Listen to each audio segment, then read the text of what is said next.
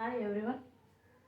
మీకు ఆల్రెడీ ఏబిపిఎస్ AE civil మెకానిక్లో పేపర్ 2కి సంబంధించి టెక్నికల్ మనం డిస్కస్ చేస్తున్నాము. సో ఇందులో ఏంటి అని అంటే మీకు టెక్నికల్లో సాలిడ్ మెకానిక్స్లో ఫస్ట్ పాయింట్ ఉంది. ఫోర్సెస్ ఏంటి, డిఫరెంట్ టైప్స్ ఆఫ్ ఫోర్సెస్ ఏంటి, టైప్స్ ఏంటి, and parallelogram law, Lami's theorem, momentum of force, వీటి కోసం మీకు చెప్పడం జరిగింది. అసలు అవేంటి అన్నది మీకు కాన్సెప్చువల్ బేస్డ్లో I'm not going for any derivation, only మనకి గుర్తుండే విధంగా కాన్సెప్చువల్ బేస్ మాత్రమే ఇక్కడ టీచ్ చేస్తున్నాను. Please subscribe and support me. Now see force. What is force? అంటే ఫోర్స్ అని అంటే నార్మల్గా మనం అందరం చెప్పేస్తాం. అండ్ ఫోర్స్కి యూనిట్స్ ఏంటి అని అంటే న్యూటన్ అని చెప్తాం.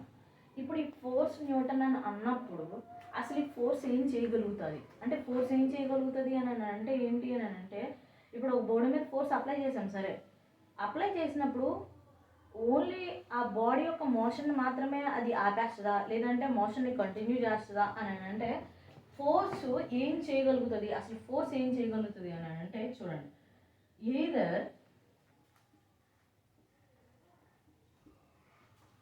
రెస్ట్ కానీ మోషన్ కానీ. అంటే ఒక బాడీ సపోజ్ మనం రెస్ట్లో ఉండాలనుకుంటున్నాం, already body in motion. So force apply చేసి ఏం చేయొచ్చు అంటే మోషన్ ఉన్న బాడీని రెస్ట్ పొజిషన్లోకి తీసుకురావచ్చు. లేదు, రెస్ట్ పొజిషన్లో ఉన్న బాడీని మనం దానికి ఒక మోషన్ ఇవ్వాలి, మూమెంట్ చేయాలి అనుకుంటే ఫోర్స్ అప్లై చేసి మూమెంట్ ఇవ్వచ్చు. అంతేనా అని అంటే కాదు. ఇంకోటి కూడా ఏం చేయొచ్చు అంటే మ్యానుఫ్యాక్చరింగ్ వాటికి, ప్రొడక్షన్ వాటికి వచ్చేసరికి ఒక మెటీరియల్ మీద మనం ఫోర్స్ అప్లై చేసి ఇంటర్నల్ స్ట్రెసెస్ని ఏం చేయొచ్చు అంటే రైట్ చేయొచ్చు. ఇంటర్నల్గా ఉండే ఇండ్యూస్డ్ స్ట్రెసెస్ని ఏం చేయొచ్చు అంటే రైట్ చేయొచ్చు. వీటి యొక్క అప్లికేషన్ మనకి మెటీరియల్స్లో తెలుస్తుంది. మీకు మనం కొంచెం ట్యాంపరింగ్ అని చెప్పేసి చెప్తాము, అందులో మనకి యూజ్ అవుతుంది. నెక్స్ట్ ఇంకొకటి ఏంటి అని అంటే the force have a capable to change shape and size. ఒక షేపు ఒక సైజుని కూడా ఈ ఫోర్స్ ఏం చేయగలదు అంటే చేంజ్ చేయగలదు. ఎందుకు ఇవి చెప్తున్నాను అని అంటే మనకి ద ఫోర్స్ అని చెప్పి మేబీ ఆప్షన్స్ ఇవ్వచ్చు, ఆల్ ఆఫ్ ద అబవ్ అని ఇవ్వచ్చు. అప్పుడు ఏదైనా సరే రెస్ట్ నుంచి మోషన్ ఉండొచ్చు, స్ట్రెసెస్, రైజ్, లేదంటే size and shape. Next coming to అసలు ఒక ఫోర్స్కి ఉండాల్సిన క్యారెక్టరిస్టిక్స్ ఏంటి?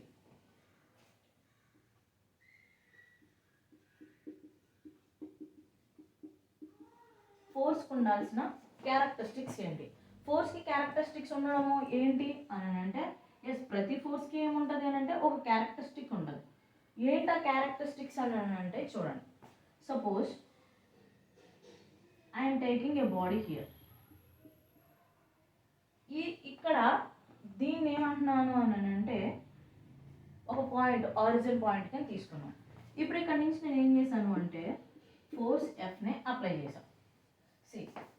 దిస్ ఈజ్ మీకు తెలుసు, XYZ డైరెక్షన్లో ఒక బాడీ తీసుకున్నాము. ఈ పర్టికులర్ పాయింట్ దగ్గర మనం ఫోర్స్ని అప్లై చేయడం జరిగింది. ఈ ఫోర్స్ని అప్లై చేసిన తర్వాత దీనికి ఏం ఉండాలి అని అంటే చూడండి, ఫోర్స్ అప్లై చేశాను, బట్ ఎంత ఫోర్స్ అప్లై చేశాను? 15 న్యూటన్స్ ఫోర్స్ అప్లై చేశాను అనుకోండి. ఈ 15 న్యూటన్స్ ఏమంటాము అని అంటే మ్యాగ్నిట్యూడ్. అంటే ఫోర్స్కి ఉండాల్సిన క్యారెక్టరిస్టిక్లో వన్ క్యారెక్టరిస్టిక్ ఏంటి అని అంటే మ్యాగ్నిట్యూడ్ ఉండాలి ఫోర్స్కి. అండ్ ఇంకొకటి దీన్ని ఏమంటాము అని అంటే ఈ పర్టికులర్ ఒక పాయింట్ దగ్గర అప్లై చేసాం కదా, ఇదేంటి అని అంటే పాయింట్ ఆఫ్ అప్లికేషన్.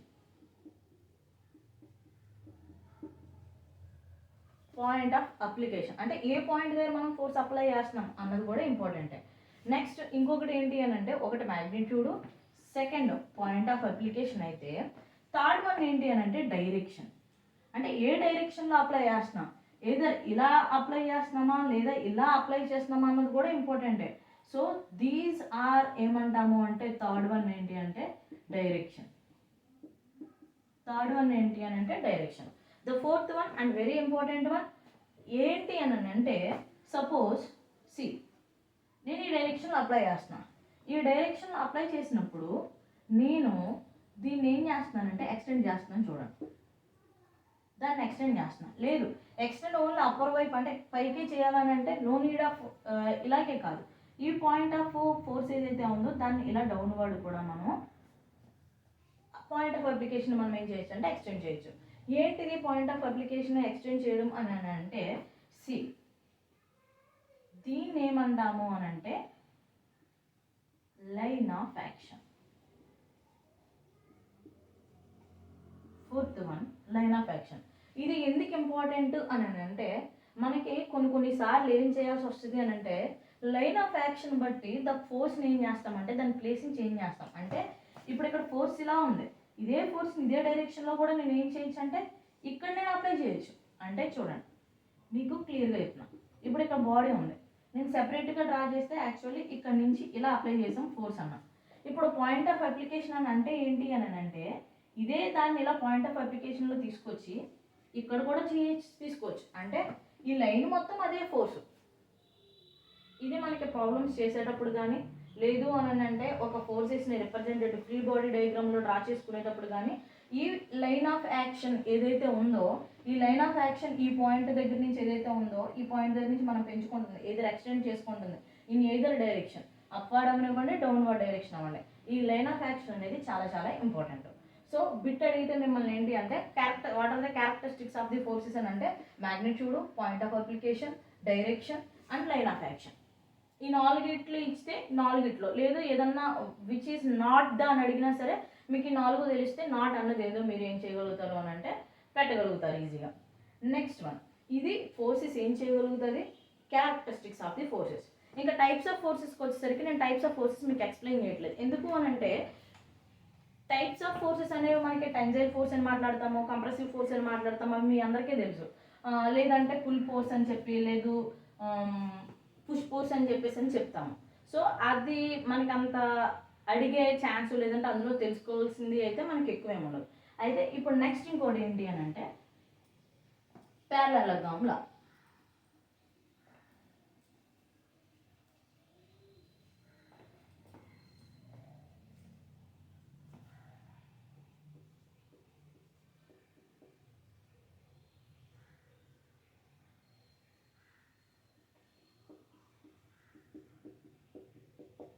ప్యారలలోగ్రామ్ లా అంటే ఏంటి అని అంటే టూ ఫోర్సెస్ మనకి పేర్లోనే ఉంది. ప్యారలలోగ్రామ్ అంటే ప్యారలలోగ్రామ్ అంటే మీకు తెలుసు,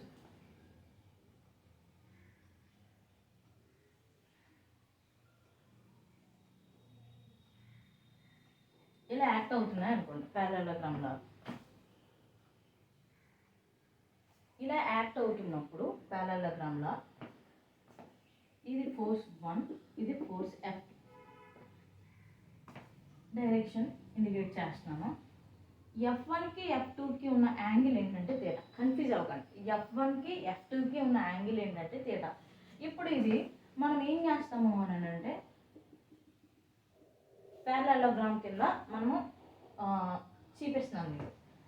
ఇలా F1 F2 ఇలా అప్లై అవుతూ ఉన్నప్పుడు ఈ రెండింటి మధ్య యాంగిల్ తీటా ఉన్నప్పుడు F1 F2 యొక్క రిజల్టెంట్ అనేది అంటే రిజల్టెంట్ అంటే ఇప్పుడు ఇది రిజల్టెంట్ అనేది ప్యారలలోగ్రామ్కి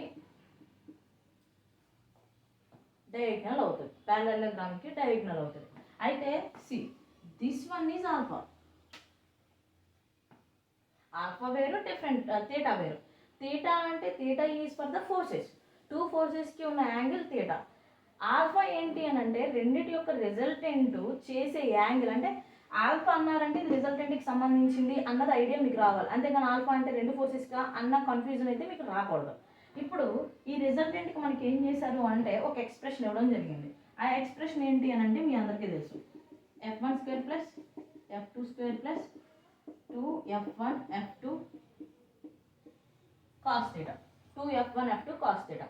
2F1 F2 కాస్ థీటాలో ఇది రిజల్టెంట్ అయితే ఈ ఆల్ఫా ఎందుకు పెట్టాము మనం, ఆల్ఫా ఎందుకు పెట్టాల్సి వచ్చింది అని అంటే మీకు ఆల్రెడీ చెప్పా, ఏ ఫోర్స్ కన్నా సరే డైరెక్షన్ ఉంటుంది, అది ఎంత దాంతో చేస్తుంది అన్నది కూడా ఉంటుంది, ఏ పాయింట్ అన్నది. ఇక్కడ మనకు అది ఆల్ఫా. సో ఈ ఆల్ఫా డైరెక్షన్ మనకి కావాలి అని అంటే alpha equal to tan inverse F2 sin theta by F1 plus F2 cos theta. F2 sin theta by F1 plus F2 cos theta. అంటే మనం ఏం ఫైండ్ అవుట్ చేసాము, ఈ రిజల్టెంట్ ఫైండ్ అవుట్ చేసాము, ఇది ఆల్ఫా ఫైండ్ అవుట్ చేసాము, resultant angle. ఇప్పుడు ఈ రెండింటికి ఉన్నప్పుడు బిట్ ఇది అడుగుతాడా అని అంటే ఇది రాదు బిట్టు. మరి ఏం బిట్ వస్తుంది అని అంటే when two forces are acting perpendicularly. ఆ పర్పెండిక్యులర్గా ఉన్నప్పుడు మనకి రిజల్టెంట్ ఏంటి అని అడుగుతాడు. డైరెక్ట్గా ఆర్ ఏంటి అని అడుగుతాడు, లేదా ఆల్ఫా ఏంటి అని ఆప్షన్స్ అడుగుతాడు, ఏబిసిడి ఆప్షన్స్. అంటే ఈ రెండు పర్పెండిక్యులర్గా ఉన్నాయంటే చూడండి, ఇక్కడ F1 F2 ఇలా ఒక తీటా చేస్తున్నాయి అన్నాం, F1 F2. ఇప్పుడు ఏంటి, రెండు పర్పెండిక్యులర్ అంటున్నాం. పర్పెండిక్యులర్ అని అంటే రెండింటి మధ్య యాంగిల్ ఎంత అని అంటే 90 degrees. కాస్ థీటా దగ్గరకు వచ్చేసరికి కాస్ 90 ఏంటంటే 0. మీకు ఇక్కడ అర్థమైపోద్ది. ఇది కాస్ 0 అయ్యింది అని అంటే ఫస్ట్ కేసులో first case theta equal to 90 degrees. ఈ కేసులో ఏమవుతుంది అని అంటే థీటా కాస్ 0 అంతా కూడా మీకు ఏమంటున్నాము 0 అయిపోతుంది అన్నాం. 0 అయిపోతుంది అని అన్నప్పుడు ఈ మొత్తం మీకు ఎక్స్ప్రెషన్ మొత్తం కూడా మీకు చేంజ్ అయిపోద్ది. అంటే ఇది మొత్తం కూడా మీకు ఏమవుతుంది అని అంటే క్యాన్సిల్ అయిపోతుంది, మొత్తం కూడా క్యాన్సిల్ అయిపోతుంది. క్యాన్సిల్ అయిపోయినప్పుడు మీకు రిజల్టెంట్ ఏమవుతుంది, ఆర్ ఈక్వల్ టు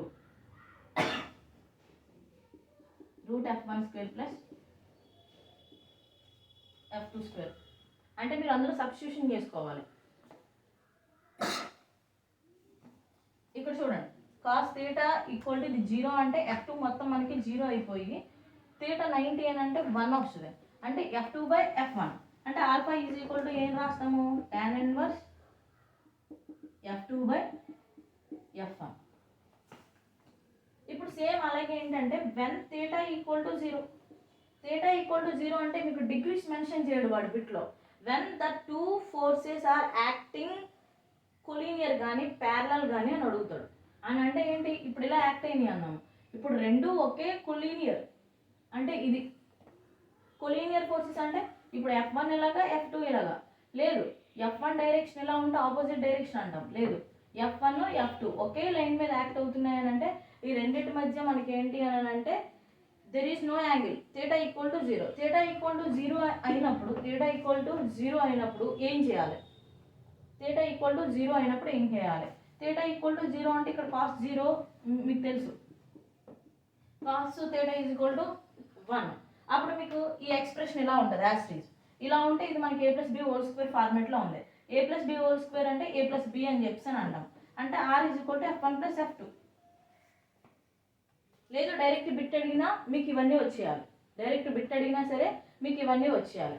ఇప్పుడు అలాగే ఇక్కడ చూడండి, ఇక్కడ థీటా ఈక్వల్ టు 0 అన్నాము అని అంటే మొత్తం ఇదంతా 0నే. అంటే ఆల్ఫా ఈక్వల్ టు ఏమవుతుందిరా అని అంటే 0. అంటే రిజల్టెంట్ రావడానికి ఇక్కడ ఇంకా ఈ రెండు ఒకే లైన్ మీద ఉంటే రిజల్టెంట్ ఇంకెక్కడ పెడతాము, అటు మళ్ళీ ఫార్ములాలో సబ్స్టిట్యూషన్ చేసుకోవాలా రిజల్టెంట్ కోసం అన్నది ఏం లేదు. రిజల్టెంట్ అంటే ఒకే డైరెక్షన్లో ఉన్నాయి అండ్ 0 degrees అని అంటున్నాను చూడండి. యాక్షన్ కూడా సేమ్, అంటే వాటి డైరెక్షన్ సేమ్. అదే థీటా ఈక్వల్ టు 180 degrees అని అన్నాము అంటే theta is equal to 180 degrees అని అంటే ఇప్పుడు మీకు ఈ సింప్లీ ఏమవుతాయి అని అంటే 180 degrees అని అంటే డైరెక్షన్ మారుతుంది. అంటే F2 F1 ఎలా ఉన్నాయి అని అంటే opposite in direction. So R is equal to F1 - F2 and ఇక్కడ ఆల్ఫా ఈక్వల్ టు ఏమవుతుందంట ఆబ్వియస్లీ మళ్ళీ 0. ఇంకొక ఫోర్త్ పాయింట్ ఏముంటుంది అని అంటే suppose F1 equal to F2 అయితే ఏంటి, F1 ఈక్వల్ టు F2 అయితే ఏంటి. సో ఇది మీరు చూడండి ఏమొస్తుంది అని అన్నది, ఎందుకంటే మీరు వీడియో చూస్తున్నారు కాబట్టి ఏం జరుగుతుంది, F1 ఈక్వల్ టు F2 అయితే ఏంటి. వీటినే మనకి ఏదో ఒకటి బిట్ అడగడం కానీ స్మాల్ ప్రాబ్లం అడగడం కానీ ఇవి కానీ చేస్తాడు.